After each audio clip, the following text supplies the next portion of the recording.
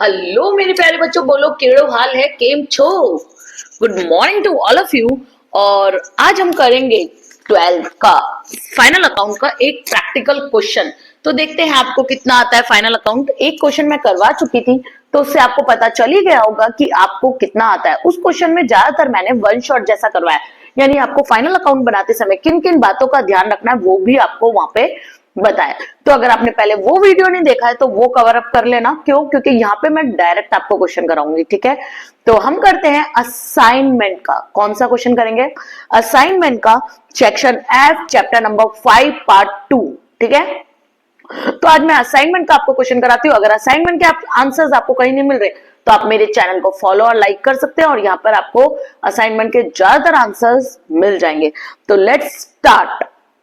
Okay, तो आपको तो बस एक क्वेश्चन करना है और कुछ नहीं। तो हम स्टार्ट करते हैं एक प्रैक्टिकल क्वेश्चन से, ताकि आपकी फाइनल अकाउंट की फाइनेंस, आप स्टेट बोर्ड हो सीबीएसई हो कोई फर्क नहीं पड़ता, आपका एक क्वेश्चन की प्रैक्टिस हो जाएगी, आपको एक नया क्वेश्चन करने को मिलेगा।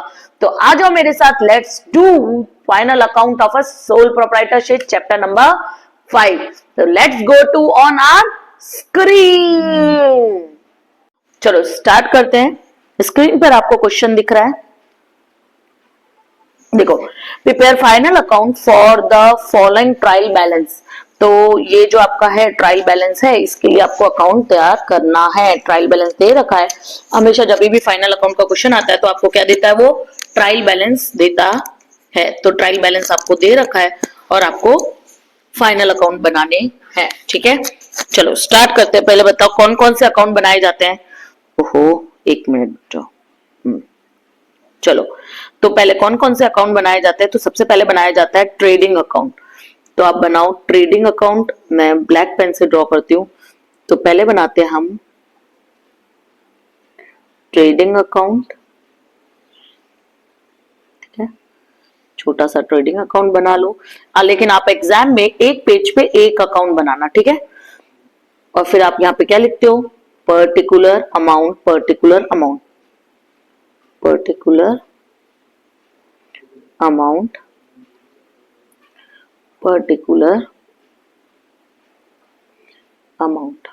ठीक है, यहाँ पे ये होती है डेबिट साइड और ये होती है आपकी credit side. Trading account for the year ended आता है, तो पूरा लिखना trading account for the year ended. वहां पे मैंने फर्स्ट जो क्वेश्चन कराया था उसमें पूरा फॉर्मेट के साथ करवाया था। नेक्स्ट लिखो प्रॉफिट एंड लॉस अकाउंट।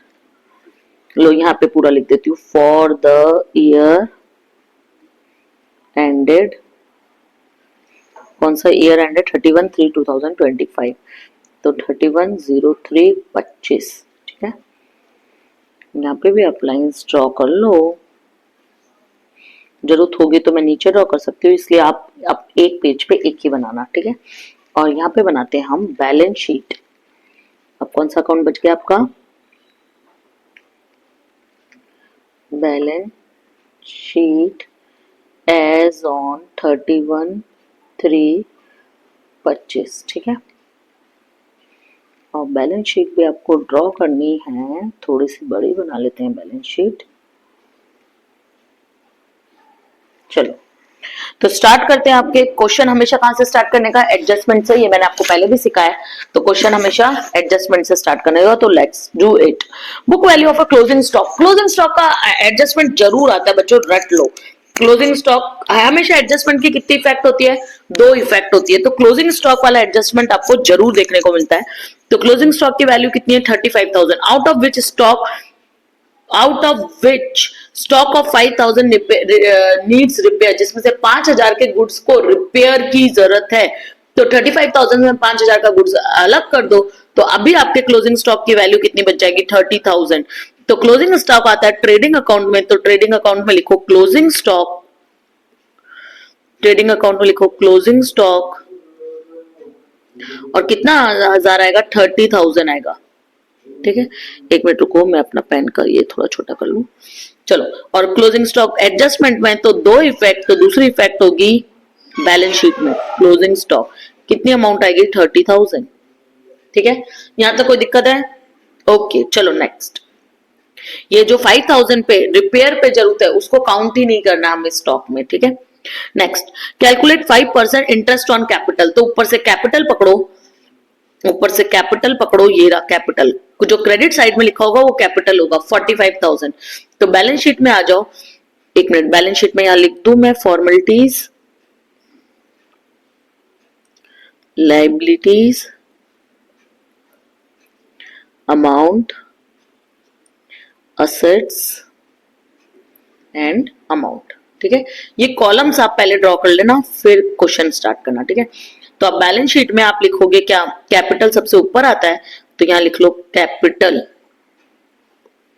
यहां लिख लो कैपिटल।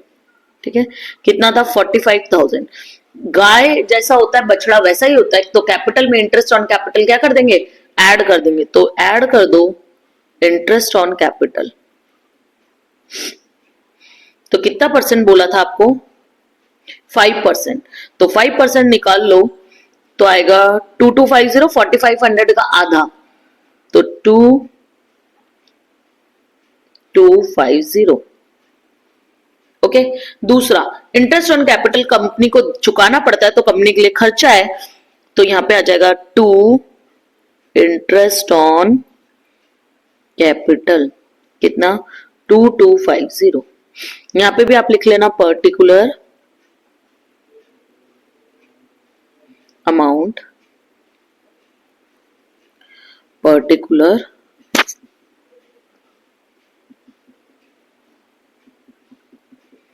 अमाउंट। चलो एक लाइन छोड़ देना ग्रॉस प्रॉफिट के लिए। तो सेकंड क्वेश्चन हमारा हो गया है, दो एडजस्टमेंट की इफेक्ट दे दी, इसकी भी दो दे दी। Calculate depreciation 2.5% on building. तो ऊपर से बिल्डिंग पकड़ो, बिल्डिंग कहाँ है आपकी, ये रही बिल्डिंग।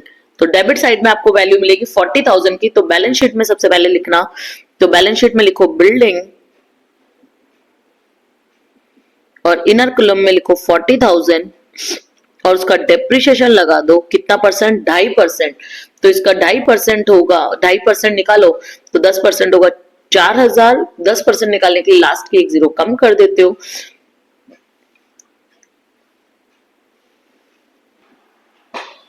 तो 40,000 का 10% निकालो, 40,000 का 2.5% निकालो, तो 40,000 का 2.5%, तो आपका अगर 1,000, तो माइनस कर दो डेप्रिसिएशन 1,000 और बाहर आ जाएगा आपका 39,000। तो डेप्रिसिएशन P&L में आ जाएगा, तो आप लिख लो 2 डेप्रिसिएशन ऑन बिल्डिंग, कितना 1,000। ठीक है, चलो डेप्रिसिएशन पहले से कुछ दे नहीं रखा था ना, नहीं, ठीक है। चलो नेक्स्ट, अभी खत्म नहीं हुआ है। At 5% on furniture fixture. तो ऊपर से फर्नीचर फिक्सचर पकड़ो, तो उसकी वैल्यू है 5,000। तो आप बैलेंस शीट में वापस लिखो फर्नीचर 5,000, इनर कॉलम में लिखना, जो जितने भी एडजस्टमेंट होते हैं उसको हम कहा लिखते हैं, इनर कॉलम में। उसमें से डेप्रिसिएशन अगेन माइनस कर दो, कितना परसेंट बोला था डेप्रिसिएशन फर्नीचर पे, 5%। तो 5% आ जाएगा इसका 250 रुपीज। तो माइनस कर दोगे तो आप आ जाएगा 4750। ठीक है, अब जो डेप्रिसिएशन है उसको P&L अकाउंट में लिख दो, 2 डेप्रिसिएशन ऑन फर्नीचर 250। ठीक है, चलो इसकी भी दो इफेक्ट हो गए, इसकी भी दो इफेक्ट हो गए। Next, as on 31/3/2000 stationery stock is of 220 rupees. देखो ये मैंने आपको पहले क्वेश्चन में भी सिखाया था, जो आपका ट्रेडिंग और P&L अकाउंट होता है उसमें सिर्फ करंट ईयर के खर्चे, यानी जो पुराने साल के या जो आने वाले साल के उनको माइनस करके आप क्या करते हो, हटा देते हो, सिर्फ करंट ईयर के खर्चे। तो अगर जैसे मैं क्लासेस चलाती हूँ, तो मेरा पेन की मार्कर बच गई, तो वो इस साल का खर्चा थोड़ी हुआ, उससे मैं कभी यूज करूंगी नेक्स्ट ईयर, तो वो किस साल का खर्चा हुआ, नेक्स्ट ईयर का खर्चा हुआ। ठीक है, तो अभी आप उसको क्या कर दोगे, माइनस करके रिमूव कर दोगे। ठीक है, माइनस करके उसको क्या कर देना है, रिमूव कर देना। तो स्टेशनरी एक्सपेंस पकड़ो, कितने के आपके 200 रुपए के स्टेशनरी एक्सपेंस, 2 3 4 5, 1 2 3 4 5, हाँ। तो आप P&L अकाउंट में लिखो 2 स्टेशनरी स्टॉक, 2 स्टेशनरी कितने के हैं, 200 के, टू स्टेशनरी एक्सपेंस 200 के, उसमें से माइनस कर देंगे स्टॉक जो बच गया कितने का, 20 रुपए का। तो इस साल के खर्चे कितने हुए आपके, खाली 180 रुपीज के। और जो स्टॉक है वो आप नेक्स्ट ईयर काम में लोगे तो वो आपकी एसेट है, तो आप यहाँ बैलेंस शीट में लिखोगे स्टेशनरी स्टॉक कितने रुपए, 20 रुपीज। ठीक है, चलो नेक्स्ट करते हैं हम, ये भी हो गया। Write off 360 as a bad डेब्ट एंड प्रोवाइड 5% एट बैड डेब्ट रिजर्व। तो ऊपर से डेटर्स पकड़ो, बैड डेब्ट किस पे लगता है, डेटर्स पे, तो ऊपर से डेटर्स पकड़ो। तो देखो एक साथ दे रखा है, तो जो डेबिट में लिखा होगा वो डेटर्स होंगे, जो क्रेडिट में लिखा होगा क्रेडिटर्स होंगे। तो 30,360, तो बैलेंस शीट में लिखो डेटर्स, देखो अब यहां लिख लो डेटर्स 30,360, उसमें से माइनस कर दो एडिशनल इंफॉर्मेशन वाले, कहां से माइनस होंगे, बैलेंस शीट में से माइनस होंगे पहले। तो बैलेंस शीट में कितने हैं, 360 रुपीज और 5% रिजर्व। तो 360 माइनस कर दो पहले और लिख देना बैड डेब्ट, क्या है ये, बैड डेब्ट किसका, ए एडजस्टमेंट का। ठीक है, तो आपका बच जाएगा 30,000 और 30,000 पे आप रिजर्व बना लोगे, बीडीआर बैड डेब्ट रिजर्व। तो 30,000 का 5% निकालो तो 1500 आएगा, 1500 माइनस कर दो 30,000 में से, तो आपका बचेगा कितना, 28,500। ठीक है, तो ध्यान रखना ये बैड डेब्ट वाला भी जरूर पूछा जाता है बच्चों, ध्यान से सुन लेना, बैड डेब्ट वाला जरूर पूछा जाता है। एक्चुअली बैड डेब्ट वाले में आपको क्या करना होता है कि पहले जो एडजस्टमेंट में दे रखे हैं एक्स्ट्रा बैड डेब्ट, ट्रायल बैलेंस में जो दे रखा है वो काम हो चुका है, तो वो वाले बैड डेब्ट तो पहले से डेटर्स में से माइनस करे हुए हैं। जो एडजस्टमेंट में दे रखे वो इस अभी के नए डेटर है जो आपको ईयर एंड पे पता चले, तो वो एडिशनल इंफॉर्मेशन की इफेक्ट 2 आती है, तो पहले बैलेंस शीट में दे दो। तो एडजस्टमेंट में जो दे रखा है उसकी आप यहाँ पे 2 इफेक्ट देना। ठीक है, अब P&L अकाउंट में कैसे करेंगे ध्यान से देख लो। तो आप लिखो टू बैड डेब्ट, टू बैड डेब्ट, और कौन सा बैड डेब्ट लिखोगे, यहाँ पे पहले लिखोगे टी, टाट यूज करेंगे यहाँ पे हम। आपको नहीं पता टाट क्या है तो मेरा जो फर्स्ट वीडियो है इसका, इस चैप्टर का, वो जाके देखो, उसमें पता चलेगा आपको टाट क्या है। तो ट्रायल बैलेंस का बैड डेब्ट, ट्रायल बैलेंस में बैड डेब्ट दे रखे हैं क्या, यस दे रखे हैं 240 रुपीज। तो इनर कॉलम में लिखना 240 रुपीज, उसमें प्लस कर देना अगेन बैड डेब्ट छोटे लोग लाइन में आगे, किसका, एडजस्टमेंट का। तो बीच वाली दोनों आइटम आपको बैलेंस शीट से मिलेगी। तो यहाँ पे दे रखा है 360 रुपीज, तो यहाँ पे आ जाएगा 360, फिर प्लस करोगे आप बैड डेब्ट रिजर्व, बैड डेब्ट रिजर्व किसका, एडजस्टमेंट का, वो भी यहाँ पे मिलेगी, बोला ना बीच वाली आइटम दोनों इधर 1500 रुपए। ठीक है, और लास्ट वाला आप माइनस करोगे क्या, बीडीआर किसका, ट्रायल बैलेंस का। तो ट्रायल बैलेंस का बीडीआर है आपका 2500 रुपए। ठीक है, अब आप देखो क्या वैल्यू आपके पास बच रही है। तो ऊपर वाले 3 प्लस करो, 1500 प्लस 360 प्लस 240 और माइनस कर दो 2500, तो आपके 400 रुपए माइनस में बच रहे हैं। और जब आपके 400 रुपए माइनस में बच रहे हैं तो यहां नहीं लिखकर उसको यहां लिखना। ठीक है, इनकम बन जाएगी वो बाय बीडीआर कितना, 400 रुपए। बच्चों ध्यान से सुनो क्या बोल रही हूं मैं, कि एक्चुअली क्या होता है, देखो मैंने उस वाले में भी सिखाया था, मैं इस वाले में भी आपको बात बात सिखाती हूँ। देखो क्या होता है, जो बैड डेब्ट रिजर्व होता है ना, जो बैड डेब्ट रिजर्व होता है वो आप क्यों बनाते हो, कि फ्यूचर में कोई बैड डेब्ट होगा तो मैं इस गुल्लक से उसकी भरपाई कर दूंगा। ठीक है, आपको एक बैड डेब्ट हुआ कितने का, 240 रुपीज का हुआ। तो पहला बैड डेब्ट देखो मैं आपको रफ में सिखा रही हूँ, रफ में बताती हूँ उसका लॉजिक क्या है टाट यूज करने का। टाट पहले तो टाट क्या होता है देखो ये बताती हूँ।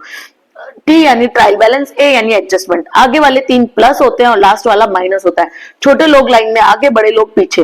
तो ये होगा बैड डेब्ट के लिए, ये 2 वर्ड बैड डेब्ट के लिए और ये 2 वर्ड बीडीआर के लिए। छोटे लोग लाइन में आगे हो गए क्योंकि बैड डेब्ट छोटा 2 वर्ड का है और बैड डेब्ट रिजर्व बड़ा 3 वर्ड का है, तो पीछे बड़े लोग लाइन में पीछे।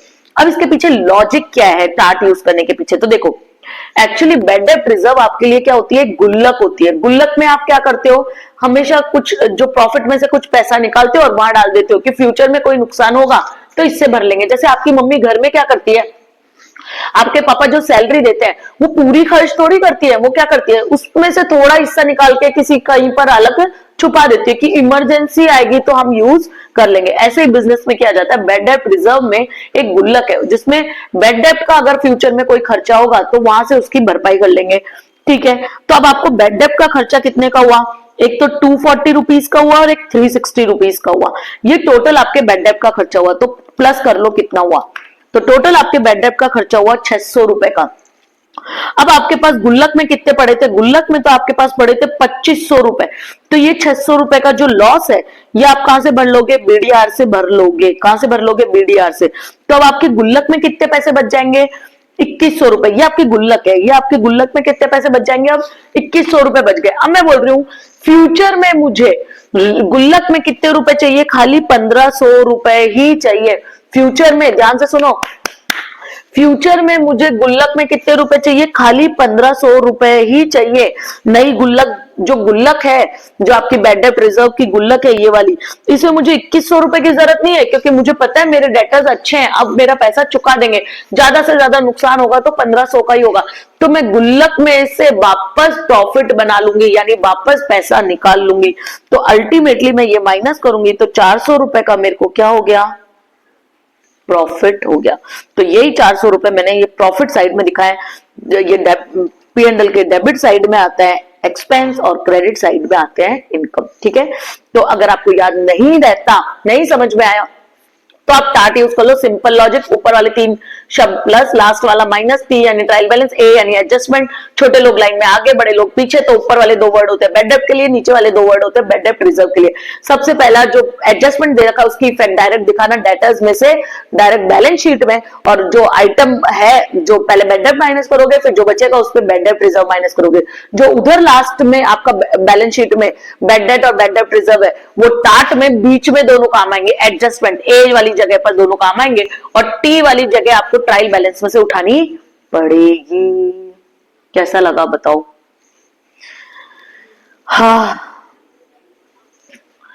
ऐसे चक्कर देते हो तुम लोग 11th वाले बच्चे। चलो ठीक है, इसके भी 2 इफेक्ट हो चुके हैं।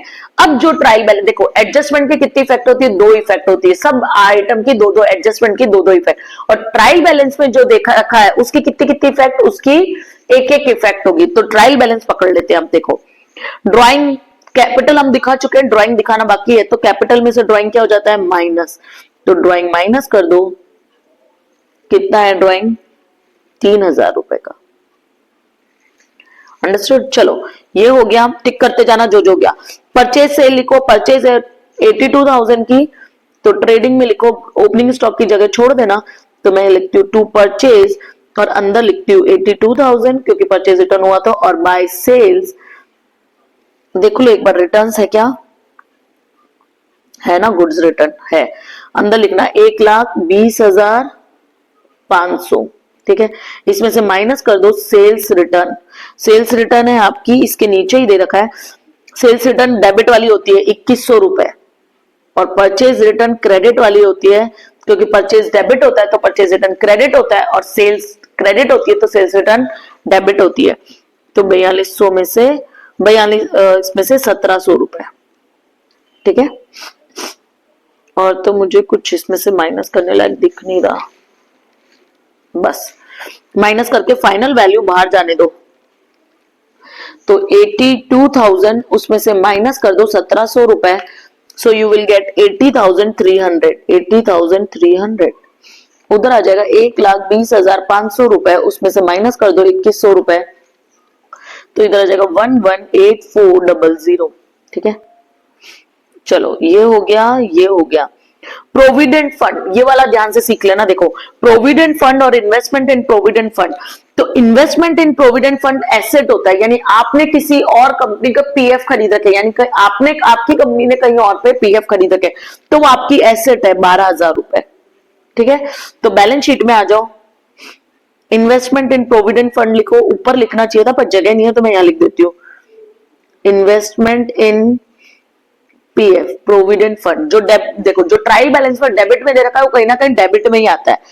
तो कितना दे रखा है, 12,000 रुपए, तो 12,000 रुपए। और प्रोविडेंट फंड कंपनी के लिए लाइबिलिटी होती है उनके एम्प्लॉइज की, तो वो जब रिटायर होंगे तब चुकाना पड़ेगा, तो लाइबिलिटी साइड आ जाएगा। वो अमाउंट है आपकी 13,000 की। ठीक है, तो ये भी हो गया आपका। अब कंट्रीब्यूशन टू पीएफ देखो ध्यान से, कंट्रीब्यूशन टू पीएफ कंपनी के लिए क्या होता है, खर्चा। यानी एक्चुअली पीएफ अकाउंट क्या होता है, आपका जो एम्प्लॉय आपके यहाँ काम करता है, तो पीएफ मतलब गवर्नमेंट ने एक स्कीम बनाई थी, पहले गवर्नमेंट लोगों को मिलती थी, अब प्राइवेट ऑफिस, प्राइवेट बिजनेसेस में भी, प्राइवेट जॉब्स वाले भी देने लग गए। होता क्या है पीएफ अकाउंट, आप जहां नौकरी करते हो हर महीने आप अपनी सैलरी का कुछ पोर्शन एक अकाउंट में डालते हो, जो रिटायर हो गया आप तब आपको मिलेगा विथ इंटरेस्ट। और जो आप जितना डिसाइड करते हो, मानो आपने डिसाइड किया कि मेरे अकाउंट में से आप 1,000 रुपए काट लो, तो उतना ही पैसा इंप्लॉयर भी डालता है। तो इंप्लॉयर के लिए वो क्या हो गया है, खर्चा हो गया है। सैलरी के अलावा इंप्लॉयर आपके पीएफ अकाउंट में भी वो पैसा डालता है। तो टोटल पैसे पर आपको, आपने सुना होगा ना, कई लोग गवर्नमेंट जॉब में होते हैं और बोलते हैं पीएफ का, जब रिटायर होते हैं तो बोलते हैं पीएफ का 1,00,000 रुपए मिला, 10,00,000 रुपए मिला, 1 करोड़ रुपए मिला। तो वो यही होता है कि हर महीने आप अपनी सैलरी में से कुछ पैसा पीएफ अकाउंट में डालते जाते हो, जितना आप डालते हो उतना एम्प्लॉयर भी डालता है, और जब आप रिटायर होते हो तो इंटरेस्ट के साथ उतना पैसा मिलता है। पहले सिर्फ गवर्नमेंट एम्प्लॉइज को मिलता था, अब प्राइवेट लोगों ने भी ये अलाउड कर दिया है प्राइवेटाइजेशन के बाद। तो देखो यहाँ पे कंट्रीब्यूशन टू पीएफ कितना है, 1,100 रुपए। तो खर्चा होता है तो पीएनएल अकाउंट में लिखेंगे टू कंट्रीब्यूशन टू पीएफ, और डेबिट में लिखा है तो आप भी कहां लिखोगे, डेबिट साइड में ही लिखोगे। ठीक है, मैं ये रब कर रही हूं क्योंकि आपको समझा तो दिया ही मैंने।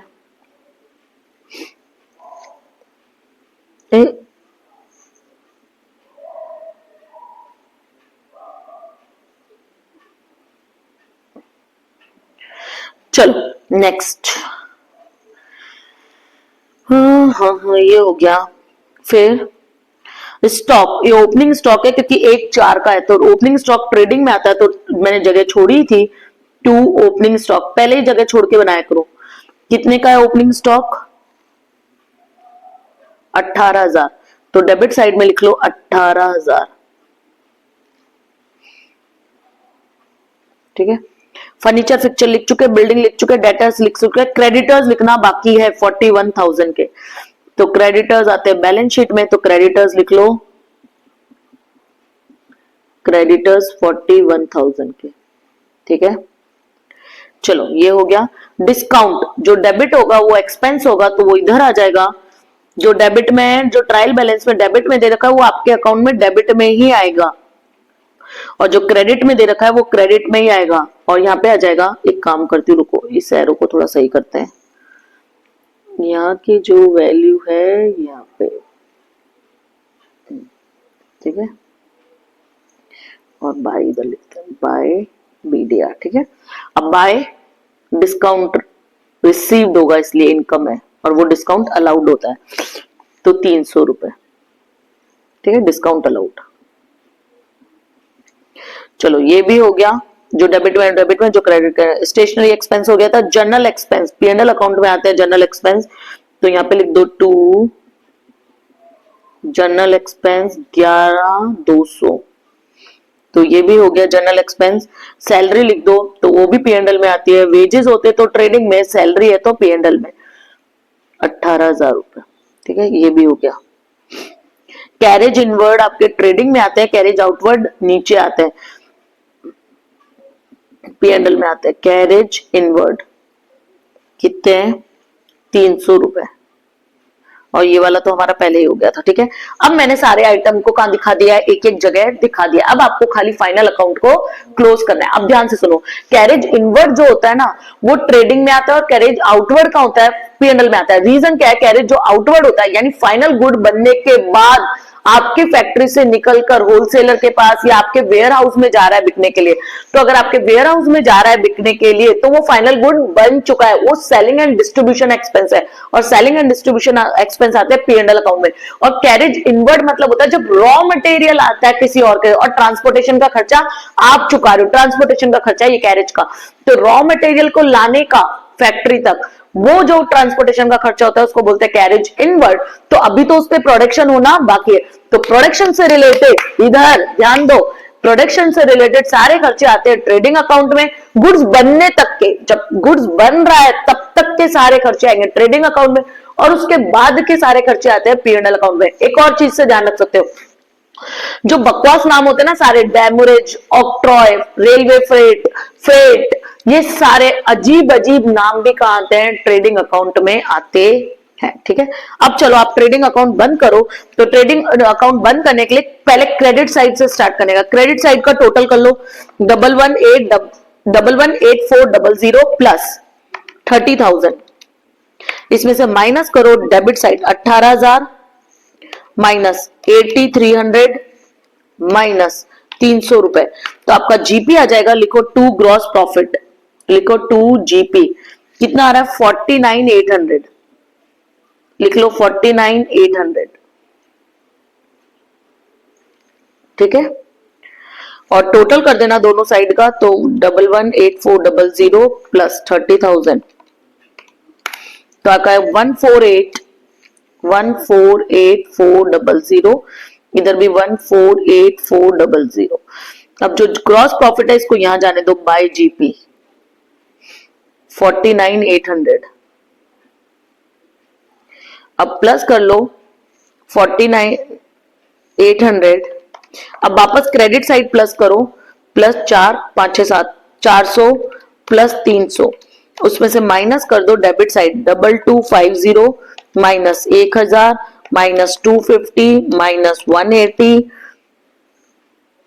Minus 1100 minus 500 minus 11200 minus 18,000।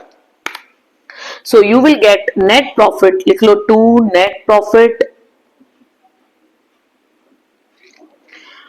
164420। दोनों साइड का टोटल कर लिख देना।